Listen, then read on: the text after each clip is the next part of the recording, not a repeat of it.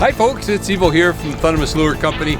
Welcome to today's episode of Thundermist Fishing Tips. So glad to see you.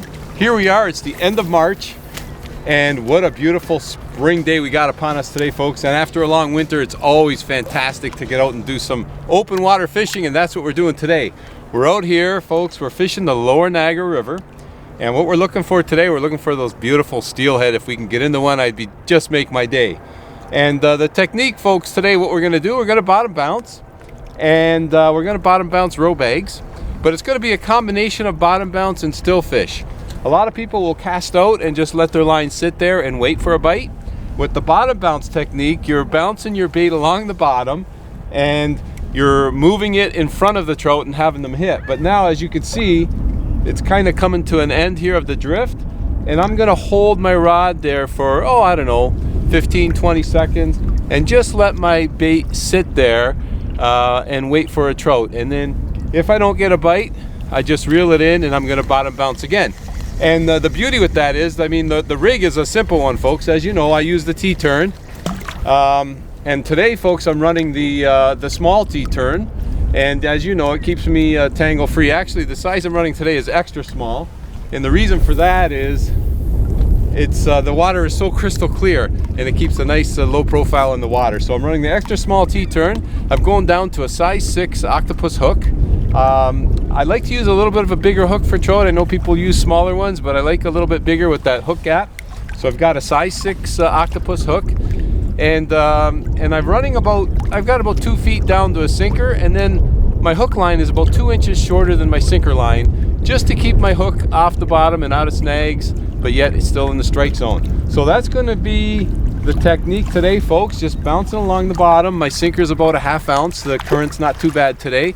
The water is crystal clear. I tied a bunch of row bags last night, a few different sizes, but as a general rule, I like to use smaller row bags with clearer water and bigger row bags with murky water, just for visibility factor.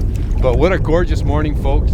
I absolutely love it. It's going to be a little bit windy today, but that's okay. I've got a couple hours, and I'm going to enjoy the morning. Whether or not I catch a fish, I just love it being out here, but I'm so glad you could join me. There we go. Well, that was about the 5th cast in, folks. Very, very nice. He picked it up on the drift. I was not paused. He picked it up on the bounce. And he gave me a real nice little bite. And it feels like a decent fish, folks. Boy, this is really nice. I mentioned earlier, I don't even care if I catch a fish this morning. It's beautiful just being out here. But catching a fish is pure bonus. So to me, this is pure bonus. Oh, I mean, the scenery is so nice out here, folks. The Niagara River is a gorgeous area. The fish are biting. What more can you ask for? Unbelievable. Okay. Now the other thing, when I rig my row bags up, when I hook them up, when you tie the row bag, there's a little tied in on one end, there's a little bulkier. So what I do is I actually turn my row bag over and I put my hook through the opposite end, because I don't want that tied end of the row bag to interfere with my hook set. Oh yeah, that's a nice little steelhead, folks. Nice steelhead right there. Take my time now. Just loosen my drag just a touch here. As you get a little bit closer, you don't want your line to break off.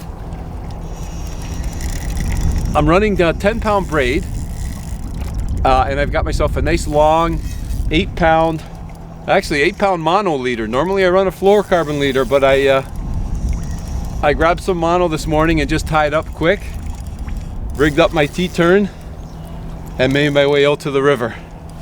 Oh, beautiful fish. Oh yes, and this is boatless angling, folks. No boat required. Right from the shore, catching beautiful fish like this. Oh yeah, they are full of energy. I got my net here. Get my net. See if I can land this fish. I mean, if he gets away, that's all right too. I'm just going to release him anyway.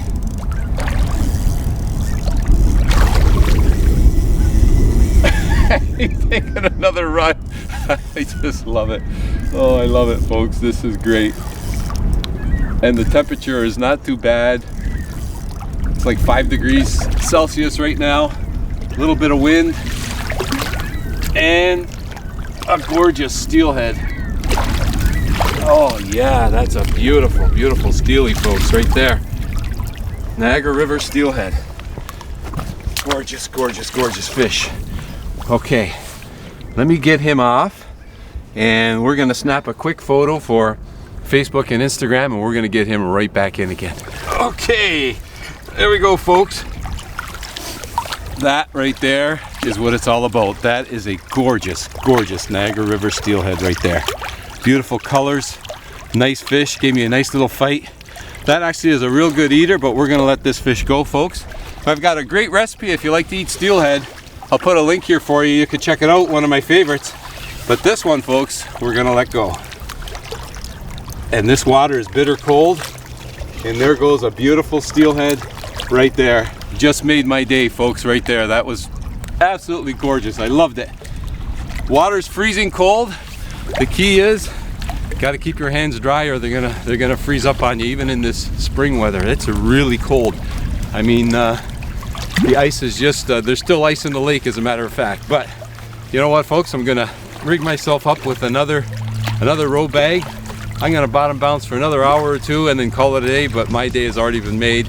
And I'm glad you joined me today on today's episode of Thundermist Fishing Tips. Always great to see you, and until next time, folks, as always, good luck and good fishing. What a morning. I'm loving it.